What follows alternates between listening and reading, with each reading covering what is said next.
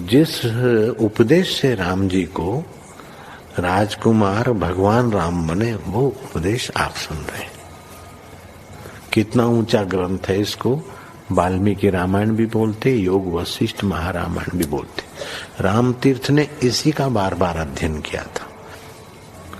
ये आप भी शांत हो जाएंगे परमात्मा में, और दूसरों को भी शांति देने की क्षमता देने वाला ये सदग्रंथ है। इसको वेदांत का सिद्धांत ग्रंथ बोलते हैं। दूसरे होते प्रक्रिया ग्रंथ।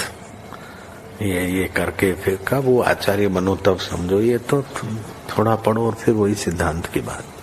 तो बार बार योग वशिष्ठ महारामायण विचारने योग। ओम श्री सद्गुरु परमात्मने नमः। वशिष्ठ जी बोले, हे राम जी, जब वैराग्य और अभ्यास रूपी जल से मन निर्मल होता है, तब ब्रह्म ज्ञान रूपी रंग चढ़ता है और सर्व आत्मा ही भासता है। और जब सर्वात्म भावना होती है, तब ग्रहण और त्याग की वृत्ति नष्ट हो जाती है और बंध मोक्ष भी नहीं रहता। जब मन के कषाय परिपक्व होते हैं, अर्थात भोग की सूक्ष्म वासना से मुक्त होता है और सतशास्त्र के विचार से क्रम से बुद्धि में वैराग्य उपजता है, तब परम बोध को प्राप्त होता है और कमल की नाई बुद्धि खिल जाती है। मन ने ही सर्व पदार्थ रचे हैं। जब उससे मिलकर तद्रुप हो जाता है, उसका नाम सम्यक ज्ञान है। और जब सम्यक दृष्टि होती है, तब उसका तत्काल नाश करता है। जब भीतर बाहर दृश्य को त्याग करता है और मन सतभाव में स्थित होता है, तब परम पद को प्राप्त हुआ कहता है। वशिष्ठ जी बोले, हे राम जी, आत्मसत्ता नित्य शुद्ध अजर अमर और सदा अपने आप में स्थित है। उसमें जिस प्रकार सृष्टि उदय हुई है वह सुनिए। उसके जानने से जगत कल्पना मिट जाएगी। हे राम जी, भाव अभाव ग्रहण त्याग स्थूल सूक्ष्म जन्म मरण आदि पदार्थों से जीव छेदा जाता है, उससे तुम मुक्त होगे। जैसे चूहे सुमेरु पर्वत को चूर्ण नहीं कर सकते, वैसे ही तुमको संसार के भाव अभाव पदार्थ चूर्ण न कर सकेंगे। हे राम जी, आदि शुद्ध देव अचेत चिन्ह मात्र है। उनमें चैत्य भाव सदा रहता है, क्योंकि वह चैतन्य रूप है। जैसे वायु में स्पंद शक्ति सदा रहती है, वैसे ही चिन्मात्र में चैत्य का फुरना रहकर अहम अस्मि भाव को प्राप्त हुआ है। इस कारण उसका नाम चैतन्य है। जब तक चैतन्य संवित अपने स्वरूप के ठौर नहीं आता, तब तक इसका नाम जीव है और संकल्प का नाम बीज चित्त संवित है। उसी से सर्वभूत जाति उत्पन्न हुई। इससे सबका बीज चित्त संवित है।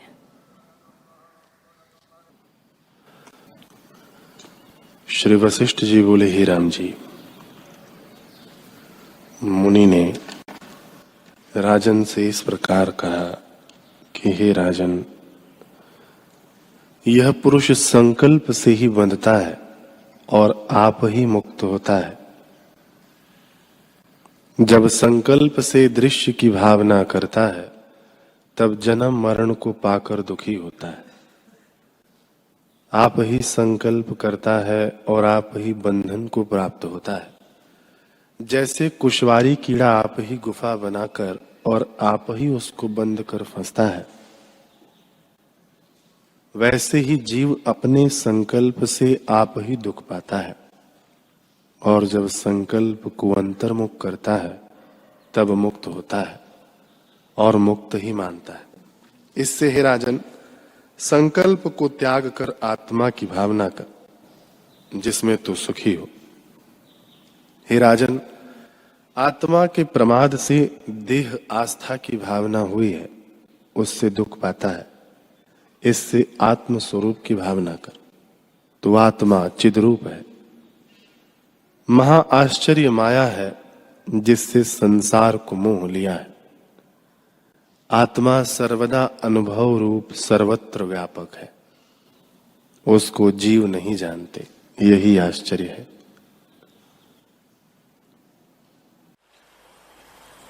श्री योग वासिष्ठ महारामायण निर्वाण प्रकरण सर्ग 31। ईश्वर बोले, हे मुनीश्वर, आत्मसत्ता बिना जीव जड़वत होता है और आत्मसत्ता से चेतन होकर चेष्टा करता है। जैसे चुंबक पाषाण की सत्ता से जड़ लोहा चेष्टा करता है, वैसे ही सर्वगत आत्मा की सत्ता से जीव चेतता है और आत्मसत्ता भी जीव कला में भासती है और जगह नहीं भासती। जैसे मुख का प्रतिबिंब दर्पण ही में देख पड़ता है और जगह नहीं, वैसे ही परमात्मा सर्वगत और सर्वशक्तिमान भी है, परंतु जीव कला ही में है। हे मुनीश्वर, शुद्ध वास्तव स्वरूप से दृश्य की ओर जो इस जीव कला का उत्थान हुआ है, इससे वह चित्त भाव को प्राप्त हुआ है। जैसे शूद्र की संगति करके ब्राह्मण भी अपने को शूद्र मानने लगता है, वैसे ही स्वरूप के प्रमाद से जीव कला अपने को चित्त जानने लगी है। अज्ञान से घिरा हुआ जीव महादीन भाव को प्राप्त होता है। जड़ देह के अभ्यास से कष्ट पाता है और काम, क्रोध, वात, पित्तादिक से जलता है। जैसी जैसी भावना होती है, वैसा ही वैसा कर्म वह करता है और उन कर्मों की भावना से मिला हुआ भटकता है। जैसे रथ पर आरूढ़ होकर रथी चलता है, वैसे ही जीवात्मा मन, प्राण और कर्मों से चलता है। हे मुनीश्वर, चैतन्य ही जड़ दृश्य जो अहंकार करके जीवत्व को प्राप्त होता है और मन प्राण रूपी रथ पर चढ़कर पदार्थ की भावना से नाना प्रकार के भेद को प्राप्त हुआ सा स्थित होता है। जैसे जल ही तरंग भाव को प्राप्त होता है, वैसे ही चैतन्य ही नाना प्रकार का होकर स्थित होता है। निदान यह जीव कला आत्मा की सत्ता को पाकर वृत्ति में स्फुरण रूप होती है। जैसे सूर्य की सत्ता को पाकर नेत्र रूप को ग्रहण करते हैं, वैसे ही परमात्मा की सत्ता पाकर जीव वृत्ति में चित्ता है और परमात्मा चित्त में स्थित हुआ स्फुरण रूप दिखता है। जैसे घर में दीपक होता है तब प्रकाश होता है, दीपक बिना प्रकाश नहीं होता। अपने स्वरूप को भुलाकर जीव दृश्य की ओर लगा है, इसी कारण आदि व्याधि से दुखी होता है। जैसे जब कमल डंडी के साथ लगता है तब उस पर भंवरे आकर बैठते हैं, वैसे ही जब जीव दृश्य की ओर लगता है तब दुख होता है और उससे जीव दीन हो जाता है। जैसे जल तरंग भाव को प्राप्त होता है, वैसे जीव अपनी क्रिया है बंधन को प्राप्त होता है। जैसे बालक अपनी परछाई को देखकर आप ही अविचार से भय पाता है, वैसे ही अपने स्वरूप के प्रमाद से जीव आप ही दुख पाता है और दीनता को प्राप्त होता है। जैसे सूर्य बादल से घिर जाता है, वैसे ही मूढ़ता से आत्मा का आवरण होता है। पर जब प्राणों का अभ्यास करता है, तब जड़ता निवृत्त होती है और अपने आत्मरूप का स्मरण हुआता है। जिनकी वासना निर्मल हो चुकी है, वह स्थिर और एक रूप हो जाता है। वे जीव जीवन मुक्त होकर चिरकाल तक जीते हैं और हृदय कमल में प्राणों को रोककर शांति को प्राप्त होते हैं। जब काष्ठ और मिट्टी के ढेले की तरह देह गिर पड़ती है, तब पुर्यष्टका आकाश में लीन हो जाती है। जैसे आकाश में पवन लीन होता है, वैसे ही उनका मन पुर्यष्टका वही लीन हो जाती है। हे मुनीश्वर, जिनकी वासना शुद्ध नहीं हुई, उनकी पुर्यष्टका मृत्यु काल में आकाश में स्थित होती है और उसके अनंतर फिर स्फुरित होती है। तब उस वासना के अनुसार जीव स्वर्ग नरक को देखने लगता है। जब यह शरीर मन और प्राण से रहित होता है, तब शून्य रूप हो जाता है। जैसे पुरुष घर को त्याग कर दूर चला जाए, वैसे ही मन और प्राण शरीर को त्याग कर और जगह चले जाते हैं और शरीर शून्य हो जाता है। हे मुनीश्वर, चित सत्ता सर्वत्र है, परंतु जहां पुर्यष्टका होती है वही भासित होती है और चेतन का अनुभव भी होता है, अन्यत्र नहीं होता। हे मुनीश्वर, जब यह जीव शरीर को त्यागता है, तब पंच तन्मात्रा को ग्रहण करके अपने संग ले जाता है और जहां इसकी भावना होती है वहीं पहुंचता है। प्रथम इसका अंतवाहक शरीर होता है, फिर दृश्य के दृढ़ अभ्यास से वह स्थूल भाव को प्राप्त हो जाता है और अंतवाहकता भूल जाती है। जैसे स्वप्न में भ्रम से स्थूल आकार देखता है, वैसे ही जब मोह करके मरता है, तब अपने साथ स्थूल आकार देखता है। फिर स्थूल देह में अहम की प्रतीति करता है और उससे मिलकर कर्म करता है। तब असत्य को सत्य मानता है और सत्य को असत्य जानता है। इस प्रकार भ्रम को प्राप्त होता है। जब सर्वगत चिदंश से जीव मनरूप होता है, तब जगत भाव को प्राप्त होता है। जब देह से पुर्यष्टका निकल जाती है, तब आकाश में जाकर लीन होती है। जब देह चेतना से रहित होती है, तब उसको मृतक कहते हैं और वह अपनी स्वरूप शक्ति को विस्मरण करके जर्जरी भाव को प्राप्त होती है। जब जीव शक्ति हृदय कमल में मूर्छित होती है और प्राण रोके जाते हैं, तब यह मृतक होता है। ऐसे ही बार बार जन्म लेता है और मरता है। हे मुनीश्वर, जैसे वृक्ष में पत्ते लगते हैं, काल पाकर नष्ट हो जाते हैं और फिर नवीन लगते हैं, वैसे ही यह जीव शरीर को धारण करता है और फिर छोड़ता है, फिर शरीर ग्रहण करता है और वह भी नष्ट हो जाता है।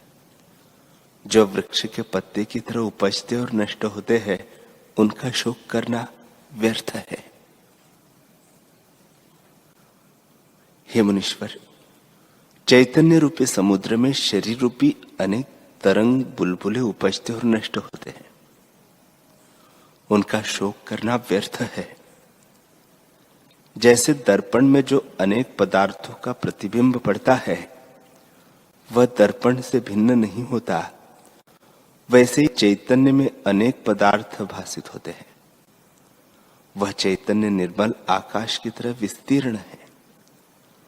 उसमें जो पदार्थ फुरते हैं वे अनन्य रूप है और विधि शरीर भी वही रूप है।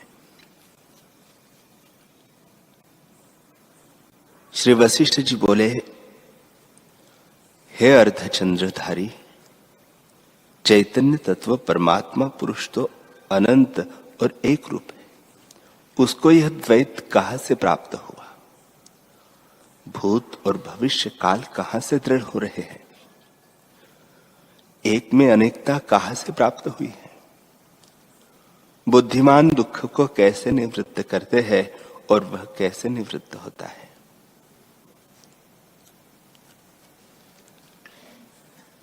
ईश्वर बोले, हे ब्राह्मण, ब्रह्म चैतन्य सर्वशक्तिमान है। जब वह एक अद्वैत ही होता है तब निर्मलता को प्राप्त होता है। एक के भाव से द्वैत कहता है और द्वैत की अपेक्षा से एक कहता है, पर ये दोनों कल्पना मात्र है। जब चित्त चेतता है तब एक और दो की कल्पना होती है। चित्त स्पंद का अभाव होने पर दोनों की कल्पना मिट जाती है। कारण से जो कार्य भासित होता है सो भी एक रूप है। जैसे बीज से लेकर फल पर्यंत वृक्ष का जो विस्तार है वह एक ही रूप है और बढ़ने घटने की उसमें कल्पना होती है, वैसे ही चैतन्य में चित्त की कल्पना होती है, तब जगत रूप होकर भासता है, परंतु उस काल में भी वही रूप है। हे मुनीश्वर, वृक्ष समेत बीज भी एक वस्तु है और कुछ नहीं, परंतु जब बीज उगता है तब वृक्ष के रूप में भासित होता है। वैसे ही जब शुद्ध चैतन्य में चेतन कला फुरती है तब वह जगत रूप भासित होता है। हे मुनीश्वर, कारण कार्य विकार रूप जगत असम्यक दृष्टि से भासित होता है। जैसे जल में तरंग जो उठते हैं वे जल रूप है, जल से भिन्न नहीं। जैसे खरगोश के सिंग असत है और जल में द्वैत तरंग कल्पना असत है, अज्ञान से भासित होती है, वैसे ही आत्मा में अज्ञान से जगत भासित होता है।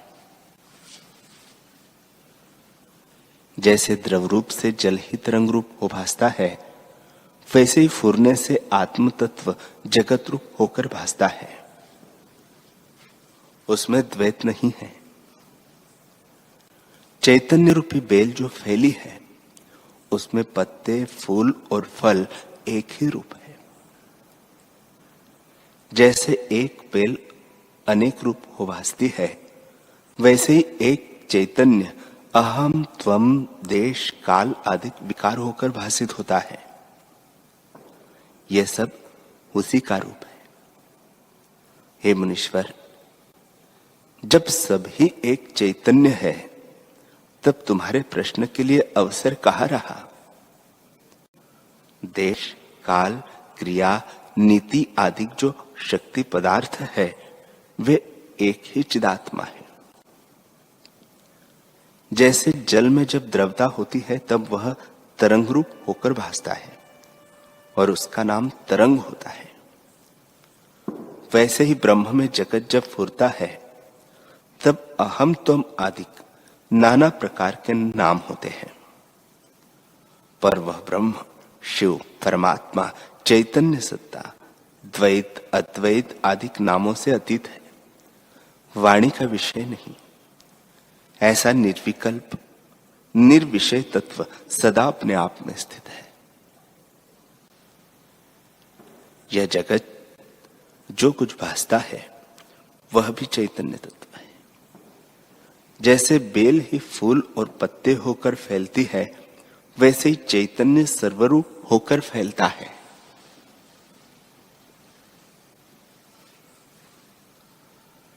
हे मुनीश्वर, महाचैतन्य में जीव किंचन होता है, तब जीव रूप होकर स्थित होता है और फिर द्वैत कलना को देखता है। जैसे जीव स्वप्न में अपना स्वरूप जानकर परिच्छिन्न शरीर को धारण करता है और द्वैत रूप जगत को देखता है, पर जब जागता है तब अपने अद्वैत रूप को देखता है, परंतु जागे बिना भी द्वैत कुछ नहीं हुआ। वैसे यह जागृत जगत भी कुछ नहीं है, भ्रम से भासित होता है। जब यह जीव अपने वास्तव स्वरूप की ओर सावधान होता है तब उसके अभ्यास से वही रूप हो जाता है। हे मुनीश्वर, इस जीव का आदि शरीर अंतवाहक है और संकल्प ही उसका रूप है। जब उसमें अहम भावना तीव्र होती है तब वही आदि भौतिक होकर भासित होता है। जब उसमें सत्यता दृढ़ हो जाती है तो उसकी भावना करके राग द्वेष से क्षुब्ध होता है, पर जब काकतालीय न्याय से अकस्मात हृदय में विचार उपजता है तब संकल्प रूपी आवरण दूर हो जाता है और जीव अपने वास्तव स्वरूप को प्राप्त होता है। जैसे बालक अपनी परछाई में वेताल की कल्पना कर भय पाता है, वैसे जीव अपने संकल्प से आप ही भय पाता है।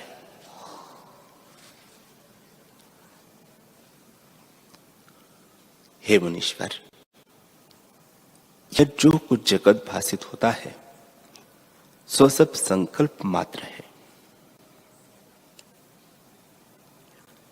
जैसा संकल्प हृदय में दृढ़ होता है वैसा ही भासित होने लगता है।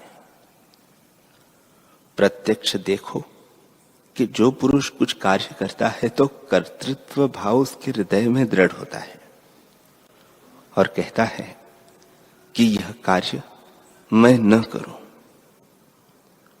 जब यही संकल्प दृढ़ होता है तब यह उस कार्य का अपने को अकर्ता जानता है।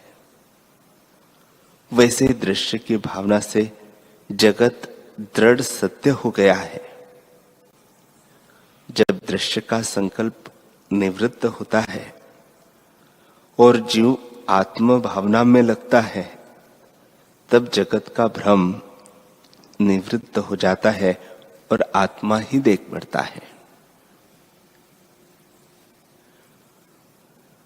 हे मुनीश्वर, परमार्थ दृष्टि से द्वैत कुछ है ही नहीं, सब संकल्प की रचना है। संकल्प से रचा जो दृश्य है उसका संकल्प के अभाव से अभाव हो जाता है। मनोराज्य और गंधर्व नगर मन से रचित होता है और संकल्प के अभाव से उसका अभाव हो जाता है, तब कुछ क्लेश नहीं रहता। हे मुनीश्वर, जगत संकल्प की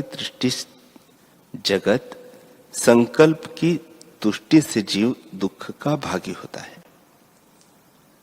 जैसे स्वप्न में संकल्प करके जीव दुखी होता है, इस संकल्प मात्र की इच्छा त्यागने में क्या कृपणता है।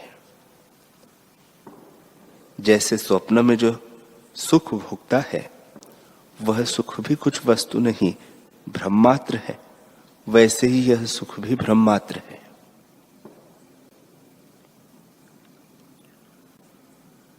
हे मुनीश्वर, संकल्प विकल्प ने जीव को दीन किया है। जब वह संकल्प विकल्प का त्याग करता है तब चित्त अचित हो जाता है और ऊंचे पद में विराजमान होता है। जिस पुरुष ने विवेक रूपी वायु से संकल्प रूपी मेघ को दूर किया है वह परम निर्मल हो जाता है। जैसे शरद काल का आकाश निर्मल होता है वैसे ही संकल्प विकल्प रूपी मल से रहित जीव उज्जवल भाव को प्राप्त होता है। संकल्प के त्याग से जो शेष रहता है वह सत्ता मात्र परमानंद तुम्हारा स्वरूप है।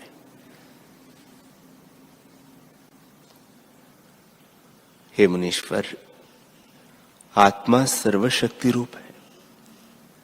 जैसी भावना होती है वैसा ही मनुष्य उसे अपनी भावना से देखता है।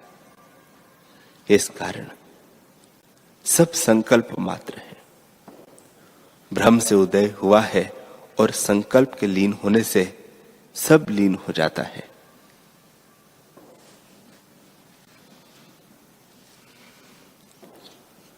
हे मुनीश्वर, संकल्प रूपी लकड़ी और तृष्णा रूपी घृत से जन्म रूपी अग्नि को यह जीव बढ़ाता है और फिर उसका अंत कदापि नहीं होता। जब असंकल्प रूपी वायु और जल से इसको बुझावे तब शांति हो जाती है। जैसे दीपक का निर्वाण हो जाता है वैसे ही जन्म रूपी अग्नि बुझ जाती है। जीव संकल्प रूपी वायु से तृष्णा की नाई भ्रमता है। हे मुनीश्वर,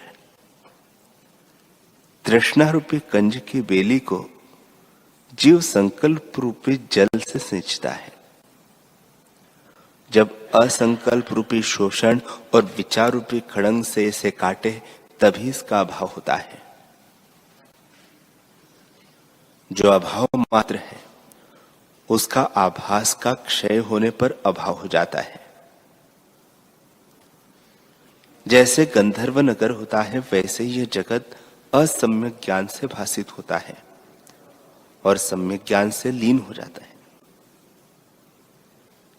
जैसे कोई राजा स्वप्न में अपने को रंग देखे और पहले का स्वरूप भूलकर दीनता को प्राप्त हो, पर जब पहले का स्वरूप का स्मरण आता है तब अपने को राजा जानता है और दुख मिट जाता है। वैसे ही जीव को जब अपना वास्तव पूर्व स्वरूप भूल जाता है, अपने को परिचिन्न, दीन और दुखी जानता है, पर जब स्वरूप का ज्ञान होता है तब सब दुख मिट जाते हैं। और जैसे शरद काल का आकाश निर्मल होता है वैसे ही निर्मल हो जाता है। जैसे वर्षा काल में मेघ न रहने पर आकाश निर्मल होता है, वैसे ही अज्ञान रूपी मल से रहित जीव निर्मल होकर शुद्ध पद को प्राप्त होता है। जो ऐसी युक्ति से भावना करता है कि मैं एक आत्मा और द्वैत से रहित हूं, वह वही होता है और द्वैत का अभाव हो जाता है। तब उत्तम पद ब्रह्मदेव, पूज्य, पूजक और पूजा का भेद मिटकर किंच निष्किंचन की भांति चित्त एक रूप हो जाता है। ईश्वर बोले, हे मुनीश्वर, वह देव निरंतर स्थित है, वह द्वैत और एक पद से रहित है। द्वैत और संयुक्त एक भी वही है। संकल्प से मिलकर चैतन्य रूप संसार को प्राप्त हुआ है। जो संकल्प के मल से रहित है वह संसार से रहित है। मैं हूं, इसी संकल्प से बंधन होता है। जब इस भाव से मुक्त होता है तब सुख दुख का अभाव हो जाता है और शुद्ध निरंजन एक सत्ता सर्वात्मा आकाश सा व्यापक होता है। इसी का नाम मुक्ति है।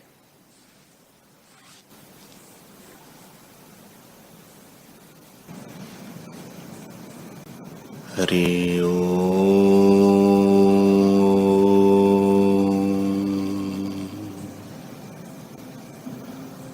हरि ओम।